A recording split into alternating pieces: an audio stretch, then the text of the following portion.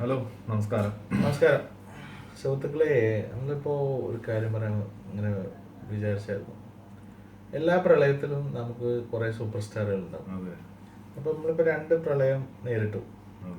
അപ്പം നമുക്കൊന്ന് നോക്കാം, ഈ പ്രളയത്തിൽ നമ്മളെ സഹായിച്ച എല്ലാവരും ഒന്ന് ഓർക്കാം. കാരണം കഴിഞ്ഞ പ്രളയത്തിലും ഒരുപാട് സൂപ്പർ സ്റ്റാറുകൾ ഉണ്ടായിരുന്നു.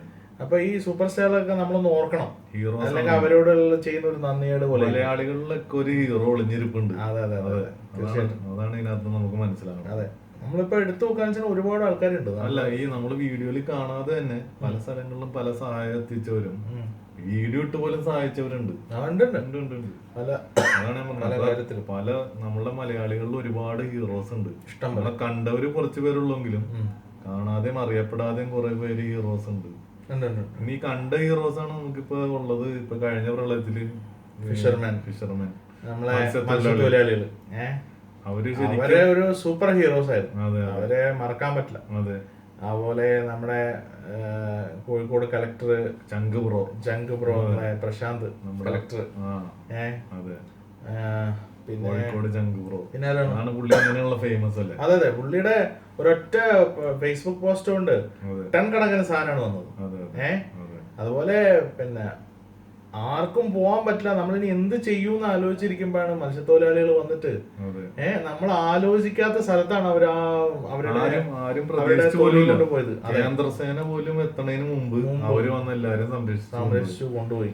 എത്ര ഈസി ആയിട്ടാണ് ഞാൻ ഇങ്ങനെ നോട്ട് ചെയ്തത്. ശരിക്കും അത് ഓൾ ഇന്ത്യ ലെവലില് ഈ ഫിഷർമെൻസ്, കേരളത്തിന്റെ ഫിഷർമെൻസിനെ കുറിച്ചൊരു ശരിക്കൊരു ന്യൂസ് തന്നെയായിരുന്നു. അതെ അതെ, ഞാൻ പറയുന്നത് ഇപ്പൊ ഇന്ത്യയിൽ തന്നെ എവിടെ പ്രളയം ഉണ്ടായാലും നമുക്ക് ഇവരെ യൂസ് ചെയ്യാൻ ശരിക്കും അത്ര ഭയങ്കരമായ ധൈര്യവും തന്റേടവും സ്വന്തം ജീവൻ പണയം വെച്ചിട്ടാണ് അവര് പോയത്. ഇതിൽ പങ്കെടുത്ത ഒരുപാട് ആളുകളെ ഞാൻ പിന്നീട് കാണുന്നുണ്ടായി. അവരോടൊക്കെ ഞാനിത് ചോദിച്ചപ്പോൾ പറഞ്ഞു, പിന്നെ നോക്കുമ്പോ ഇനി ഏതായാലും ഇത്രയും ആളുകൾ മരിച്ചു, നമ്മൾ മരിക്കാനാ മരിക്കും, രക്ഷിക്കാൻ പറ്റുന്നവര് രക്ഷിക്കാന്നുള്ള അങ്ങനെയൊന്നും ആരും ചിന്തിക്കില്ല.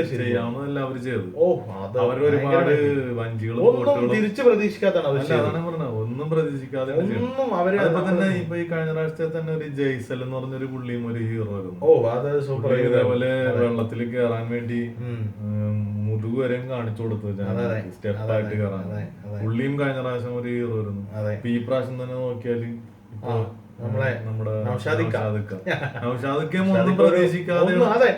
ഇതിന്റെ എന്താ, ഇത് പടച്ചോന്റെ ഒരു ഇതാണ് കേട്ടോ, ഒരു ചെയ്താണ്. അതായത് തിരിച്ച് പ്രതീക്ഷിക്കാതെ നിങ്ങൾ ആർക്കെ എന്തെങ്കിലും ചെയ്താൽ അതിന്റെ പ്രതിഫലം നിങ്ങൾ ഉദ്ദേശിക്കുന്ന പോലെ ആയിരിക്കില്ല.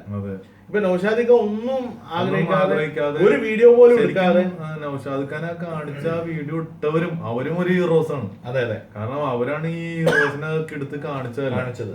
നമ്മളെ അല്ലെങ്കിൽ നമ്മൾ അറിയപ്പെടാതെ പോയത്. അതെ അതെ, പക്ഷെ ഒരു കാര്യമുണ്ട്, ഈ നൗഷാദ് ഖാനെ പോലത്തെ 1000 നൗഷാദ് ഖാൻ നമ്മളെ മലയാളികൾക്കിടയിൽ ഉണ്ടായിരുന്നു. അവരൊക്കെ ഇതുപോലെ ചെയ്തിട്ടുണ്ട്. അവരൊക്കെ പലരും ചെയ്തിട്ടുണ്ട്. പലരും മനസ്സറിഞ്ഞ് ഇത് കരഞ്ഞുപോയി. പലരുടെയും പിന്നെ ഈ അവസ്ഥ കണ്ടിട്ട് നമ്മൾ കരഞ്ഞുപോയി. മലയാളിയുടെ ഒരു ഗുണമാണത്. മലയാളി എന്ന് പറയുന്നതിന്റെ മിനിമം ക്വാളിറ്റിയാണിത്. പിന്നെ അതേപോലെ തന്നെ പൈസ ഉള്ളവരും ഇല്ലാത്തവരും എല്ലാവരും ഒരുപോലെ സഹായിച്ചിട്ടുണ്ട്. അതേപോലെ കഴിഞ്ഞ പ്രാവശ്യവും യൂസഫ് അലിക്ക, ഈ പ്രാവശ്യവും യൂസഫ് അലിക്ക നല്ല അത് വലിയ സഹായമാണ്. അത് ചെറിയ മറക്കാൻ പറ്റില്ല. നമുക്ക് എല്ലാ കാര്യവും നമുക്ക് നമ്മളെ കൈ സഹായം അല്ലെ നമ്മളെ ഇതുകൊണ്ടോ ചെയ്യാൻ പറ്റില്ല. അപ്പൊ യൂസഫ് അലിഖാനെ പോലത്തെ ഒരുപാട് അതേപോലെ വലിയ മുഖ്യമന്ത്രി റിലീഫ് ഫണ്ടിലോട്ടൊക്കെ ഒന്നും ആരാണെന്ന് പോലും അറിയാതെ ലക്ഷക്കണക്കിന് രൂപ ആളുകൾ അയച്ചു കൊടുക്കുന്നു. അല്ല, അവരെയൊക്കെ എല്ലാവർക്കും ദൈവം നല്ലത് തരട്ടെ എന്ന് പ്രാർത്ഥിക്കണം. പിന്നെ തീർച്ചയായിട്ടും അവരെന്നും നന്നായി നിന്നാലേ നമുക്ക് ഇങ്ങനെ ഉപകാരങ്ങൾ പോയ ഒരുപാട് ഹീറോസ്. ഇപ്പൊ തന്നെ ഈ ഇതിൽ കുറെ വിവാദം ആളുകൾ ഉണ്ടാക്കാൻ ശ്രമിച്ചിരുന്നു. ഏതൊക്കെയോ ആളുകൾ, കുറച്ച് ആളുകളായിരിക്കും, ഈ കയ്യിലുണ്ടാവുന്ന ആൾക്കാരായിരിക്കും. ഏതെങ്കിലും ഒരാൾ ഫേസ്ബുക്കിൽ ഇട്ടാൽ അറിയാലോ, അത് അങ്ങനെ പോകും. അതുപോലെയുള്ള തെക്കൻ വടക്കൻ പ്രശ്നമൊക്കെ ഉണ്ടായിരുന്നു. ഇപ്പൊ തെക്കനുമില്ല വടക്കനുമില്ല. ഇന്ന് ഞാൻ രാവിലെ ഒരു വീഡിയോ കാണായിരുന്നു, ന്യൂസ് കാണായിരുന്നു. കുറെ ആളുകൾ ജീപ്പിലും മറ്റേ ട്രക്കിലും ഇങ്ങനെ വരികയാണ്. എന്നിട്ട് നമ്മൾ പണ്ടൊക്കെ വിറക് കീറാണ്ടോ എന്ന് പറഞ്ഞ് നടക്കുന്ന ആളുകളില്ലേ, അതുപോലെ വീട് വൃത്തിയാക്കാണ്ടോ എന്ന് ആലോചിച്ച് നോക്ക് നിങ്ങൾ. ഏത് പ്രളയം ഒരു ലാഭവും ഇല്ലാന്നല്ല, നമ്മള് 10,000 ആൾക്കാരെ വിളിച്ചാൽ പോലും ആരും വരില്ല. ആ സമയത്താണ് വീട് വൃത്തിയാക്കാണ്ടോ എന്ന് ചോദിച്ചിട്ട് ആൾക്കാർ വരുന്നു. ഒന്ന് ആലോചിച്ച് നോക്ക്. മലയാളികളല്ലാതെ വേറെ ആര് പോകും അങ്ങനെ? അതില് തിരുവനന്തപുരത്തുള്ള ആളുണ്ട്, കൊല്ലത്തുള്ള ആളുണ്ട്, തൃശ്ശൂരുള്ളുണ്ട്, കോട്ടയത്തുണ്ട്, കോഴിക്കോടുണ്ട്, കാസർഗോഡുണ്ട്, മണ്ണൂരുണ്ട്, എല്ലാ ആളുകളും ഇങ്ങനെ നമ്മളെ 14 ജില്ലക്കാരും ഇങ്ങനെയാണ് മലയാളികളുടെ ഐക്യം. ഇതാണ് മലയാളി. അതാണ്. അതെ അതെ. ഇപ്പൊ ഈ ആളുകളൊക്കെ നമ്മളിപ്പോ പറഞ്ഞു, മത്സ്യത്തൊഴിലാളികള്, നമ്മുടെ കളക്ടർ, ജയ്സല്, പിന്നെ പറഞ്ഞൂടെ ഒരു കാര്യം കൂടി പറയാനുണ്ട്, എല്ലാ പൊളിറ്റീഷ്യൻസും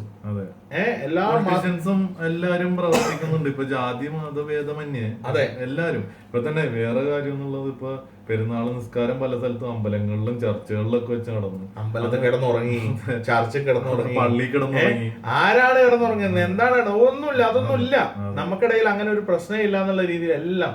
അതാണ് മലയാളിയുടെ ഒത്തൊരുമ. പിന്നെ വേറൊരു വീഡിയോ കുറച്ച് ദിവസം മുമ്പ് ഒരു പള്ളി ക്ലീൻ ചെയ്യണത് കണ്ടിരുന്നു. അതെ, പള്ളി ക്ലീൻ ചെയ്യുന്നു, അമ്പലം ക്ലീൻ ചെയ്യുന്നു. എന്തൊരു സന്തോഷമുള്ള കാര്യം. അതൊക്കെ കാണാന്ന് തന്നെ പറയുന്നത്. ഒരുപാട് മിഷണറീസുമാരും ഒരുപാട് ക്രിസ്ത്യൻ മിഷണറീസ്, അങ്ങനെയുള്ള ഒരുപാട് ആളുകൾ, എല്ലാ അമ്പല കമ്മിറ്റികളുടെ ഹെൽപ്പ്, ഇന്നലെ പിന്നെ പള്ളികളിൽ നിന്നുള്ള ഹെൽപ്പ് ചെയ്യാൻ ഭയങ്കര അങ്ങനെ ഒരു വ്യത്യാസവും ഇല്ലാതെ ഇറങ്ങി തിരിച്ച് ഉപകാരം ചെയ്തു. വളരെ നല്ല കാര്യം. മാവേലിയുടെ കേരളമായി. മാവേലിയുടെ കേരളമായി. ശരിക്കും ഒരു മഴ പെയ്തപ്പോ എല്ലാം ഒലിച്ചുപോയി, ബാക്കിയുള്ള എല്ലാ കേടും ഒലിച്ചുപോയി. നല്ലത് മാത്രം നല്ലത്. ശരിക്കുള്ള മലയാളിയുടെ തനി രൂപം പുറത്തു വന്നു ഒരു മഴ വന്നപ്പോ.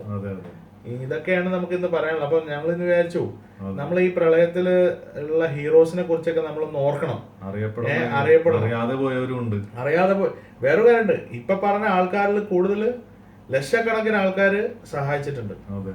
ഓരോരോ ഇപ്പൊ ഞാൻ പറഞ്ഞത്, ഇന്ന് ഉദാഹരണത്തിന് പറയണ ഈ വീട് ക്ലീൻ ആക്കാൻ വന്ന ഓരോരുത്തരും ഹീറോ ആണ്. അതിനുള്ള മനസ്സ് കാണിച്ചില്ലേ? അവരുടെ സമയം മെനക്കെടുത്തി, അവരുടെ കാശ് മെനക്കെടുത്തി, അവരുടെ കാശ് ചെലവഴിച്ച് അവര് ഏതോ ദൂരത്തുനിന്ന് ഈ മലപ്പുറത്തുള്ള ആ വില്ലേജിലെത്തിയില്ലേ, അറിയപ്പെടാൻ വേണ്ടി വരുന്നതല്ല. അപ്പോ അവരൊക്കെ ഹീറോസ് ആണ്. അവരൊക്കെ വലിയ മലയാളികളിലൊക്കെ ഒരു ഹീറോ ഒളിഞ്ഞിരിപ്പുണ്ട്. അതെ, തീർച്ചയായിട്ടും മനസ്സിലാക്കാം. 2 പ്രളയം നേരിട്ട ഒരു മുഖ്യമന്ത്രി, അതും ഒരു സംഭവമാണ്. അതായത് എന്തായാലും നിങ്ങൾ എല്ലാവരും മുഖ്യമന്ത്രിയുടെ ദുരിതാശ്വാസ ഫണ്ടിലേക്ക് അകമായി സഹായിച്ചു. ഇനി നിങ്ങൾക്ക് അത് അയക്കാൻ പറ്റില്ല, നിങ്ങൾക്ക് അത്ര ഒരു ഇതില്ലാന്നുണ്ടെങ്കിൽ നിങ്ങൾ നിങ്ങളെ സ്വന്തം നിലയ്ക്ക്, നിങ്ങൾ അല്ലാത്ത പക്ഷെ നിങ്ങൾ ഒരു ഇതിനും കൊടുക്കരുത്. നേരിട്ട് എന്നെ സഹായിക്കാൻ പറ്റും, അതാണ്, അത് കുഴപ്പമില്ല. പക്ഷെ അല്ലെങ്കിൽ നിങ്ങൾ ട്രാൻസ്പെറന്റ് ആയിട്ട് മുഖ്യമന്ത്രിയുടെ റിലീഫ് ഫണ്ട് മാത്രം. അതെ. ഇപ്പൊ നിങ്ങൾ നോക്കണം, ഇന്ന് മുഖ്യമന്ത്രി പ്രഖ്യാപിച്ചിട്ടുള്ള ഇത് അടിയന്തര സഹായം 10,000 രൂപ, മരിച്ചവർക്ക് പൈസ 2 ലക്ഷം 4 ലക്ഷം രൂപ, ഓക്കെ, പിന്നെ വീട് നഷ്ടപ്പെട്ടവർക്ക് 10 ലക്ഷം രൂപ. ഇതൊക്കെ അല്ലേ കൊടുക്കാൻ പറ്റൂ? ഇത്രയേ നമുക്ക് കിട്ടിയിട്ടുള്ളൂ. നമ്മളൊരു കാര്യം ആലോചിച്ച് നോക്കണെന്ന് വെച്ചാണെങ്കിൽ, എത്ര ആളുകളത് ആ പ്രളയത്തിൽ ഉൾപ്പെട്ടു. അവർക്കൊക്കെ 10,000 വെച്ച് കൂട്ടിയാൽ തന്നെ എത്ര ലക്ഷമായി, എത്ര കോടിയായി. അവർക്ക് മരിച്ചവർക്ക് 4 ലക്ഷം, വീട് നഷ്ടപ്പെട്ടവർക്ക് 10 ലക്ഷം. ഇത്രയൊക്കെ തന്നെ ഒരു സർക്കാരിന് ചെയ്യാൻ പറ്റുള്ളൂ. അത് കൂടുതലൊന്നും ചെയ്യാൻ പറ്റില്ല. അത് തന്നെ വലിയ കാര്യമാണ്. നമ്മളെ മറ്റുള്ള ഈ പറഞ്ഞ മാതിരി എല്ലാരും സഹായിക്കുന്ന ഫണ്ടിൽ നിന്നാണ് പിന്നെ നമ്മള് മറ്റുള്ള സർക്കാരിനെ പോലെ ഒരുപാട് വരുമാനമുള്ള സർക്കാരല്ല. നമുക്ക് അത്ര ചെറിയ സ്റ്റേറ്റ് ആണ്. നമ്മളെ ജനസംഖ്യ എടുത്ത് നോക്കുക നിങ്ങൾ, വളരെ ചെറുതാണ്. അപ്പൊ ഇതൊക്കെ ഉണ്ടെങ്കിൽ എല്ലാ പരിമിതികളിലും നിന്നിട്ട് നമ്മൾ ഇങ്ങനെയൊക്കെ ചെയ്യുന്നുണ്ടല്ലോ. ഏതായാലും വലിയ നല്ല കാര്യം.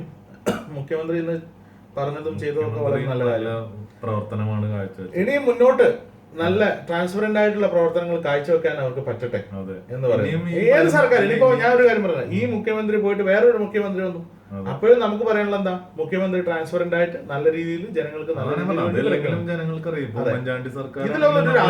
ഇത് തന്നെ പറയുള്ളൂ. അല്ലാതെ നമ്മള് ഇപ്പൊ രാഷ്ട്രീയം ഇതാക്കി പറഞ്ഞല്ല.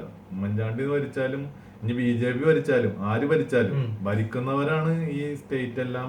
എനിക്ക് ഏറ്റവും സന്തോഷം ഉണ്ടായ കാര്യം എന്താ പറയുക, മുഖ്യമന്ത്രിയുടെ ദുരിതാശ്വാസ ഫണ്ടിലേക്ക് തന്നെ പൈസ കൊടുക്കണമെന്ന് രമേശ് ചെന്നിത്തല പറഞ്ഞു. അതാണ് ഒരു പ്രതിപക്ഷ. അതെ, രമേശ് മറ്റേ BJPയുടെ രമേശ് എന്ന പേരിനോട് പറഞ്ഞു. രമേശ് എന്നുള്ള ആള് പറഞ്ഞു. BJPയുടെ നേതാക്കളാണ്, ശ്രീധരൻപിള്ള, അങ്ങനെയുള്ള എല്ലാ നേതാക്കന്മാരും പറഞ്ഞു, ലീഗിന്റെ നേതാക്കന്മാര് പറഞ്ഞു, മറ്റവർ പറഞ്ഞു, എല്ലാവരും പറയുന്നത് എന്താണ്, മുഖ്യമന്ത്രിയുടെ ദുരിതാശ്വാസ ഫണ്ടിലേക്ക് കൊടുക്കണം. അപ്പൊ അതിന്റെ അർത്ഥം എന്താന്ന് വെച്ച് കഴിഞ്ഞാൽ അത് മാത്രമേ വിശ്വാസയോഗ്യമായിട്ടുള്ളൂ. അതെ, അത് മാത്രമല്ല, അത് നമ്മള് കേരളം ഒറ്റക്കെട്ടാന്നുള്ളതിന്റെ വലിയ തെളിവാണ്. രാഷ്ട്രീയമൊക്കെ വേറെ, അങ്ങനെ ഒരുപാട് പ്രശ്നങ്ങളും ഇതുമൊക്കെ വരാറുണ്ട്. പക്ഷെ ഈ സമയത്ത് നമ്മൾ മുഖ്യമന്ത്രി നാടിന്റെ കൂടെ നിൽക്കണം. ഓക്കെ, ഓക്കെ, ഇത്രയും നമുക്ക് പറയാനുള്ളൂ. ബൈ. താങ്ക്സ്.